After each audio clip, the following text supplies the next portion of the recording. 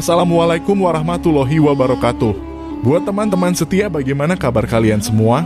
Semoga kabar kalian semua dalam keadaan baik-baik semua ya. Dan yang lagi kurang baik, semoga Allah mempermudah keadaannya ya. Dan yang lagi kurang sehat, semoga cepat sembuh.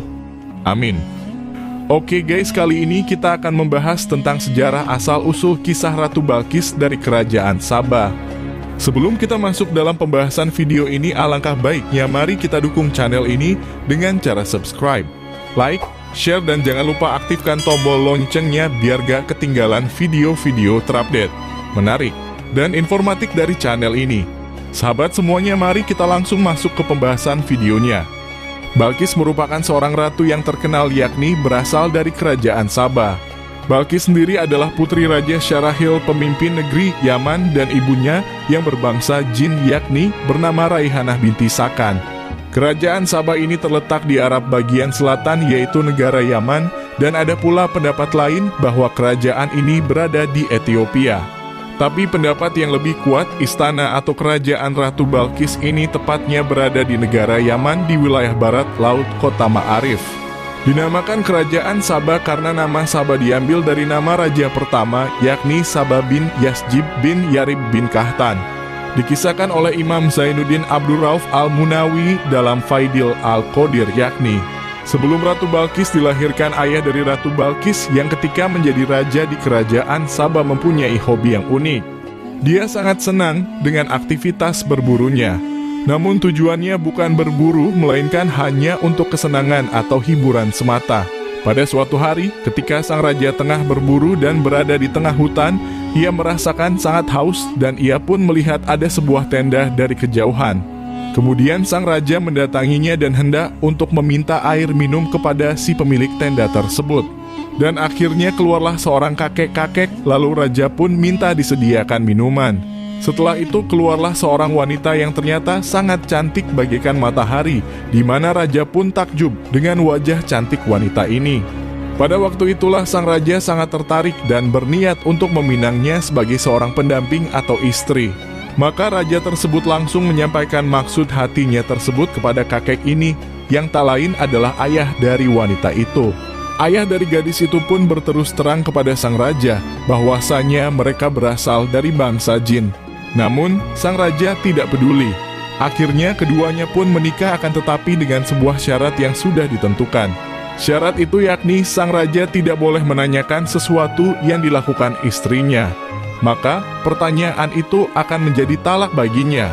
Dan jika suatu hari nanti ada perbuatan atau perlakuan istrinya yang aneh, sang raja bertanya, maka keduanya harus bercerai. Setelah keduanya resmi menikah, mereka dikaruniai anak laki-laki, di mana sang raja sangat senang. Akhirnya anak tersebut bisa menjadi pewaris tahtanya. Tanpa sepengetahuan sang raja, anak tersebut dibunuh oleh ibunya sendiri. Hal itu membuat sang raja bersedih, serta di samping itu dia takut untuk bertanya. Jika sang raja bertanya kepada istrinya tentang alasannya, artinya sama saja akan membuat hubungan mereka berdua akan cerai. Setelah beberapa tahun kemudian, istrinya hamil dan melahirkan seorang bayi perempuan yang dinamakan Balqis. Untungnya anak kedua yang dilahirkan tersebut tidak dibunuh lagi, sang raja pun bercampur dengan rasa gelisah. Akhirnya pada suatu hari, sang raja pun tak bisa menahan rasa penasarannya dan menanyakan alasannya waktu itu tentang anak laki-lakinya yang dibunuh oleh istrinya tersebut. Mendengar hal itu, istrinya sangat sedih karena sesuai perjanjiannya, apabila suaminya bertanya maka terjadilah talak. Sesuai dengan perjanjian yang sudah diberikan saat itu, sang raja dan istrinya akhirnya pun berpisah. Selain itu, istri sang raja yang dari bangsa jin ini pergi dan tak pernah terlihat lagi. Dalam kitab tafsir, Imam Al-Qurtubi mengisahkan tentang ayah Balqis adalah seorang menteri di sebuah kerajaan. Kerajaan tersebut mempunyai kebiasaan buruk, yaitu rajanya suka memaksa istri-istri rakyatnya untuk melayani nafsu sang raja. Menteri kerajaan atau ayahnya Balqis merupakan seorang laki-laki yang pencemburu, makanya dia memutuskan untuk tidak menikah. Pada suatu hari ketika si menteri dalam sebuah perjalanan, dia bertemu seorang laki-laki asing yang tak dikenal, lalu ia bertanya kepadanya, "Wahai tuanku, apakah engkau mempunyai istri?" Kemudian si menteri menjawab, "Aku tidak akan menikah selamanya karena raja di negeri kami suka memaksa istri rakyatnya untuk melayani nafsunya." Lalu pria asing menjawab, jika engkau mau menikahi putriku, maka selamanya rajamu tidak akan bisa memaksanya. Sesungguhnya kami adalah bangsa jin, di mana raja kamu tidak akan mampu memaksa kami.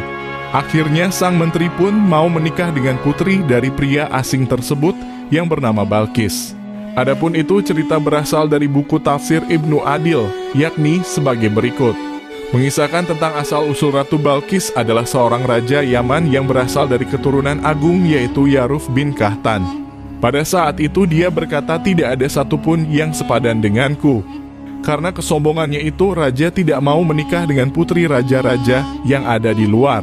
Akhirnya sang raja ini dinikahkan dengan seorang yang berasal dari golongan bangsa jin dan dikaruniai seorang anak bernama Balkis.